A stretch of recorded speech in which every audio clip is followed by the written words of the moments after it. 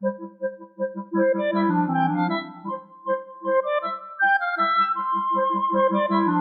the earlier part of the computer age, we did not have mice, graphical menus, or in most cases, even color displays. Turn a computer on, and you were simply presented with a black or sometimes green screen with a blinking prompt.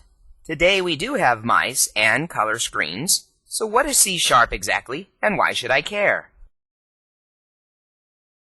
So what exactly is .NET and C#? Well, let's explore that.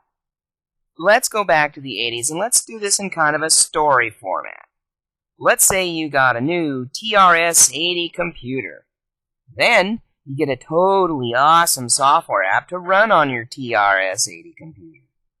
6 months later, your friend gets the new TRS-80X with a new X CPU turbo chipset. He loves your application. Well, your cool app was written only for the 80 CPU chipset and doesn't work on any other type of chipset. A new computer meant throwing away all your applications and getting all new ones.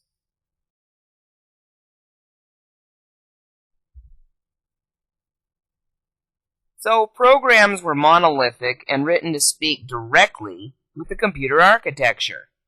Programmers had to know, therefore, all the hardware and software commands. This meant development was expensive and slow.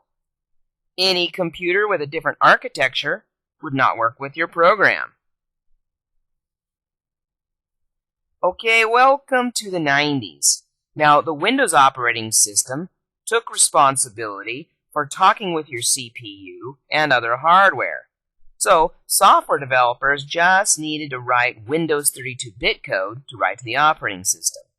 Windows took care of all the protocols and drivers to talk to the hardware. All software makers had to do was understand the Windows 32-bit application programming interface.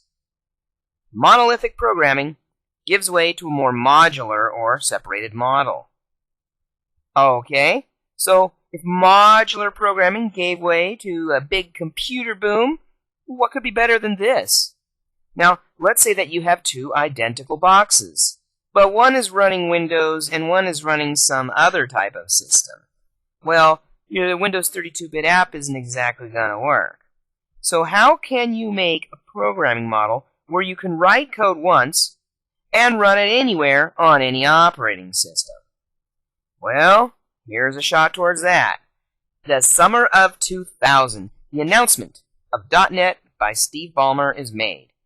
No longer is it the responsibility of the operating system to run the application. So what is .NET? .NET is an application, or environment, that runs other applications and a how-to list of what can be done. So in other words, the application will run on the .NET runtime, no matter what operating system it's installed on. So, here's a good figure of what we're talking about. By installing the .NET framework on whatever operating system you install it on, developers just choose a .NET language, like C#, to write applications in. As long as your operating system has the .NET Common Language Runtime, or CLR, installed, then the .NET application will run. This is a step towards write once, run anywhere. Now currently, C# is the most commonly used of all the .NET languages.